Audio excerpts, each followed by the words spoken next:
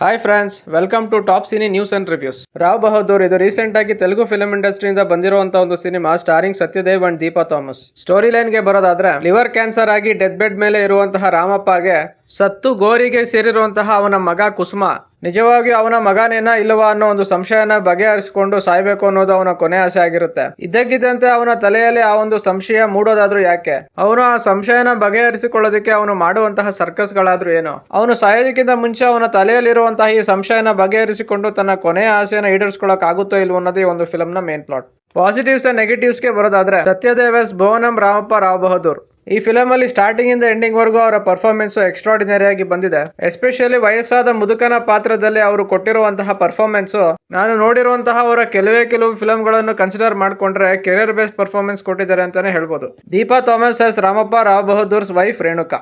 ಈ ಫಿಲಮ್ ಅಲ್ಲಿ ಅವರಿಗೆ ಸಿಕ್ಕಿರುವಂತಹ ಅವಕಾಶನ ಅವರು ತುಂಬಾ ಚೆನ್ನಾಗಿ ಉಪಯೋಗಿಸ್ಕೊಂಡಿದ್ದಾರೆ. ಆ ಒಂದು ಪಾತ್ರಕ್ಕೆ ಎಷ್ಟು ಬೇಕೋ ಅಷ್ಟನ್ನ ಮಾತ್ರ ಬಹಳ ಅಚ್ಚುಕಟ್ಟಾಗಿ ಅಭಿನಯಿಸೋದ್ರ ಮೂಲಕ ಆ ರೋಲ್ಗೆ ಅವರು ಜಸ್ಟಿಫಿಕೇಶನ್ ಕೊಟ್ಟಿದ್ದಾರೆ. ಬೇರೆ ಫಿಲಮ್ ಗಳಿಗೆ ಕಂಪೇರ್ ಮಾಡ್ಕೊಂಡ್ರೆ ಈ ಫಿಲಮ್ ಅಲ್ಲಿ ಯೂಸ್ ಆಗಿರುವಂತಹ ಸಪೋರ್ಟಿಂಗ್ ಆಕ್ಟರ್ಸ್ ತುಂಬಾನೇ ಕಮ್ಮಿ.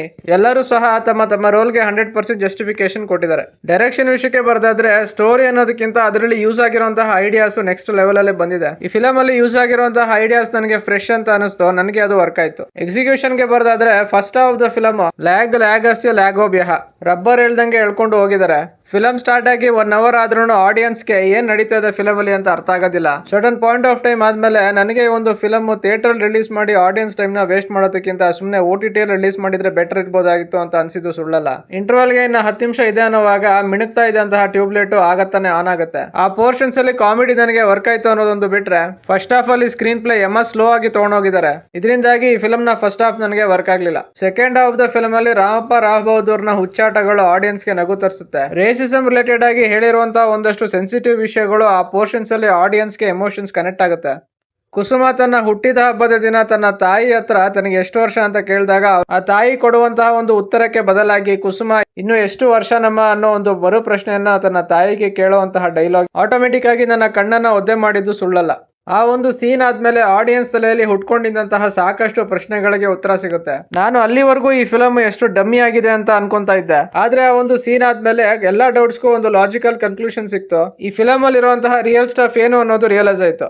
ಸೆಕೆಂಡ್ ಹಾಫ್ ಅಲ್ಲಿ ಮೆಸೇಜ್ ಗಳ ಜೊತೆಗೆ ಕಾಮಿಡಿ ಪ್ಲಸ್ ಎಮೋಷನ್ಸ್ ಎರಡೂನು ಈಕ್ವಲ್ ಆಗಿ ಬ್ಯಾಲೆನ್ಸ್ ಮಾಡ್ಕೊಂಡು ಹೋಗಿದ್ದಾರೆ. ಕ್ಲೈಮ್ಯಾಕ್ಸ್ ಅಲ್ಲಿ ಒಂದಲ್ಲ ಅಂತ 2 ಟ್ವಿಸ್ಟ್ ಗಳನ್ನ ಇಟ್ಟಿದ್ದಾರೆ. ಆ 2 ಟ್ವಿಸ್ಟ್ ಗಳು ನೆಕ್ಸ್ಟ್ ಲೆವೆಲ್ ಕಾಮಿಡಿ ಆಗಿ ಬಂದಿದೆ. ಮನುಷ್ಯ ಜನ್ಮ ಅನ್ನೋದು ದೇವರು ಕೊಟ್ಟಿರುವಂತಹ ಒಂದು ವರ.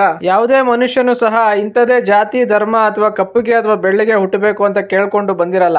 ಯಾವುದೇ ಒಬ್ಬ ಮನುಷ್ಯನನ್ನು ಸಹ ಬಣ್ಣದ ಆಧಾರದ ಮೇಲೆ ಕೀಳಾಗಿ ಕಾಣೋದು ತಪ್ಪು ಅನ್ನೋ ಒಂದು ಸೋಷಿಯಲ್ ಮೆಸೇಜ್ ನ ಕಾಮಿಡಿ ಜೊತೆಗೆ ಎಫೆಕ್ಟಿವ್ ಆಗಿ ಹೇಳಿರೋದು ನನ್ನ ಪ್ರಕಾರ best part of this film. Music ವಿಷಯಕ್ಕೆ ಬರೋದಾದ್ರೆ, ಸಾಂಗ್ಸ್ ಮತ್ತೆ ಬ್ಯಾಕ್ ಗ್ರೌಂಡ್ ಸ್ಕೋರ್ ಎರಡೂ ಡೀಸೆಂಟ್ ಆಗಿ ಬಂದಿದೆ. ಈ ಫಿಲಮ್ ಗೆ ಮೇಜರ್ ಪ್ಲಸ್ ಆಗಿದೆ. First half of the film ನ ಹೆಂಗಾದ್ರೂ ಮಾಡಿ ಪೇಷನ್ಸ್ ಇಂದ ತಡ್ಕೊಂಡ್ರೆ second half of the film ನ ಕಂಪ್ಲೀಟ್ಲಿ ಎಂಜಾಯ್ ಮಾಡಬಹುದು. ಓವರ್ ಆಲ್ ಆಗಿ ನನಗೆ ಒಂದು ಫಿಲಮ್ ಸ್ಯಾಟಿಸ್ಫ್ಯಾಕ್ಷನ್ ಕೊಡ್ತು. Top cine news and reviews ಕಡೆಯಿಂದ ಈ ಫಿಲಮ್ ಗೆ ಕೊಡ್ತಾ ಇರುವಂತ ರೇಟಿಂಗ್ 4.25 ಔಟ್ ಆಫ್ 5. ಇನ್ನು ನೀವೇನಾದ್ರೂ ಮೆಸೇಜ್ ಓರಿಯೆಂಟೆಡ್ ಕಾಮಿಡಿ ಫಿಲಮ್ಸ್ ನ ಇಷ್ಟಪಡೋರಾದ್ರೆ ಈ ಫಿಲಮ್ ನ ಯಾವುದೇ ಕಾರಣಕ್ಕೂ ಮಿಸ್ ಮಾಡ್ಕೋಬೇಡಿ. ಇದಿಷ್ಟು ಈ ಫಿಲಮ್ ನೋಡಿ ನನಗೆ ಅನ್ಸಿದ್ದು. ಯಾರೆಲ್ಲ ಈ ಫಿಲಮ್ ನೋಡಿದೀರಾ, ನಿಮ್ಮ ಅನಿಸಿಕೆ ಮತ್ತು ಅಭಿಪ್ರಾಯಗಳನ್ನ ಕಾಮೆಂಟ್ ಸೆಕ್ಷನ್ ಅಲ್ಲಿ ಹಾಕಿ. ಈ ರಿವ್ಯೂ ನಿಮ್ಗೆ ಇಷ್ಟ ಆಗಿದ್ರೆ ಲೈಕ್, ಶೇರ್ ಅಂಡ್ ಸಬ್ಸ್ಕ್ರೈಬ್ ಮಾಡಿ. ಸಿಗೋಣ ನೆಕ್ಸ್ಟ್ ವಿಡಿಯೋದಲ್ಲಿ. Thank you.